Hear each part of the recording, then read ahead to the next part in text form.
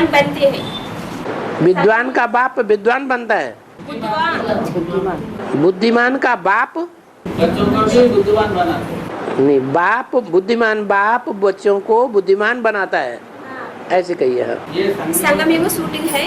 हाँ, कैसे? बुद्धिमान बाप प्रवेश करता है किसमें? पत्थर बुद्धि में प्रवेश करता है या पारस बुद्धि में प्रवेश करता है?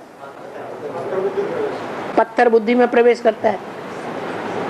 कलयुग में पत्थर बुद्धि हो जाता है कौन? प्रजापिता। द्वापर में पत्थर बुद्धि नहीं होता, ताम्र बुद्धि हो गया, तांबे जैसी बुद्धि, क्रोधी, कामी। त्रेता में रजत बुद्धि और सतयुग में स्वर्ण बुद्धि। तो भक्ति मार्ग में शुरुआत में सोने के लिंग, हीरे के लिंग बनाते थे, बाद में चांदी के लिंग बनाना शुरू किए, फिर और नीचे गिरे तो ताम्र लिंग बनना शुरू हुए, उनकी पूजा की। और अभी कलयुग में पत्थर बुद्धि बन गया, तो पत्थर बुद्धि पत्थर के लिंग बनाना शुरू कर दिए। तो समझ में आया क्या? क्या समझ में आया? सब बच्चों को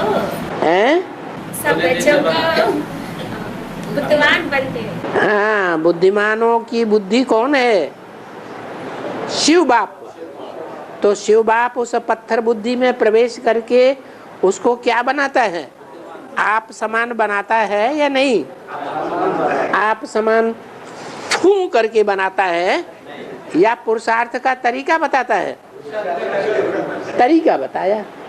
तुम अपने को बिंदु रूप आत्मा समझो, तुम शरीर नहीं हो, बिंदु समझो और मुझ बिंदु बाप को याद करो।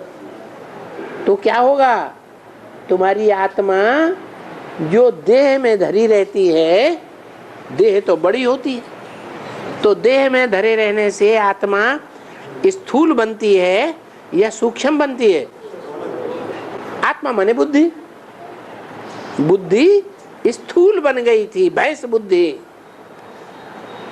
आत्मिक स्थिति में स्थित रहने की प्रैक्टिस करेंगे और परमात्मा बाप को याद करेंगे, परम पिता को याद करेंगे, तो हमारी आत्मा सूक्ष्म बनेगी या स्थूल बनेगी? सूक्ष्म बनती। तो बुद्धिमान बाप आकर के हम बच्चों को संग के रंग से क्या बनाते हैं? बुद्धिमान बनाते हैं। यहाँ आकर के क्यों बैठते हैं सब? अरे इतने और सत्संग है, वहां जाके बैठे।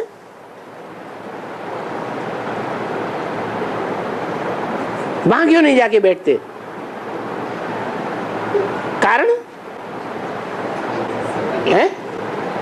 कारण की बुद्धि में बैठ गया कि जो बुद्धिमानों की बुद्धि बाप है, सुप्रीम सोल है, जो गीता में बोला है, इंद्रियाण परान्याहो, इंद्रियां बड़ी प्रबल है, पावरफुल है।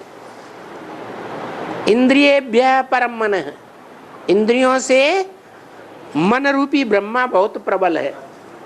ये हनुमान जी महाराज बहुत प्रबल है। मनसस्तु परा बुद्धि, ये मन से भी परे माने पावरफुल बुद्धि है। तीसरा नेत्र शंकर को क्या दिखाते हैं? तीसरा नेत्र। हनुमान से भी पावरफुल कौन है? हैं? हाँ, राम वाली आत्मा। तो हनुमान से भी पावरफुल है राम कहो, संगम युग में शंकर कहो, वो आत्मा पावरफुल है, त्रिनेत्री कहो। यो बुद्ध्या परसस्तु सह, सह, जो बुद्धि से भी परे है, पावरफुल है, वो है कौन? शिव। ये हमारी बुद्धि में बैठ गया क्या है? हमारी बुद्धि में ये बात बैठ गई। ये जो 10 ग्रह हैं, नवग्रह हैं बहुत पावरफुल।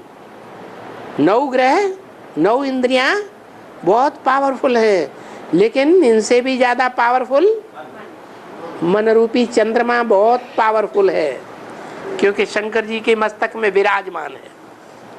क्या? बहुत प्यारा बच्चा होता है, उसको बाप कहाँ चढ़ा के रखते हैं? चढ़ के ऊपर, सर के ऊपर चढ़ा लिया, ऐसे करते हैं ना।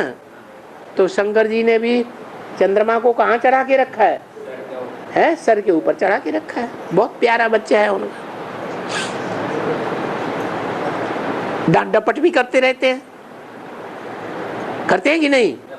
डांट डपट भी करते रहते हैं, लेकिन प्यार भी उससे ज्यादा और किसी आत्मा को प्यार नहीं करते। क्या प्रूफ इसका?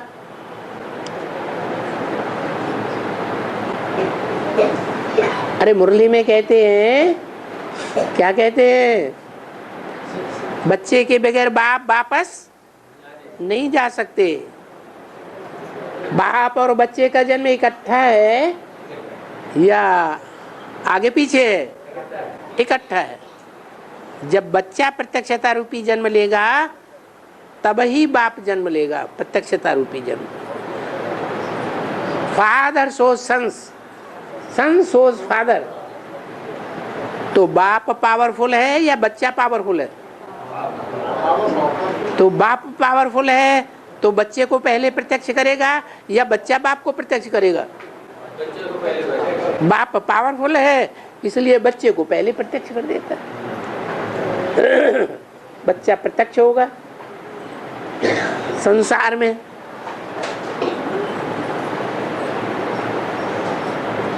और बच्चे के साथ है? अरे बच्चे के साथ जगदम्बा बच्ची भी प्रत्यक्ष होगी कि नहीं? नहीं।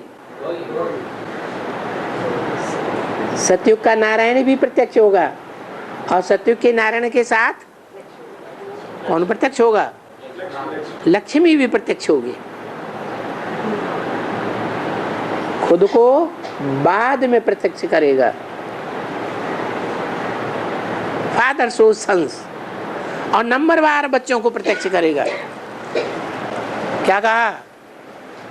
नंबरवार 8 और 108 बच्चों को भी प्रत्यक्ष करेगा। फिर लास्ट में छुपा रुस्तम बाद में खुलेगा। जब बाद में खुलेगा तब फिर सब देवी देवताओं की डूबी जा डूबी जा डूबी जा।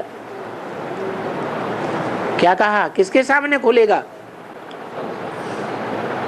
अरे संसार की जो दुनिया की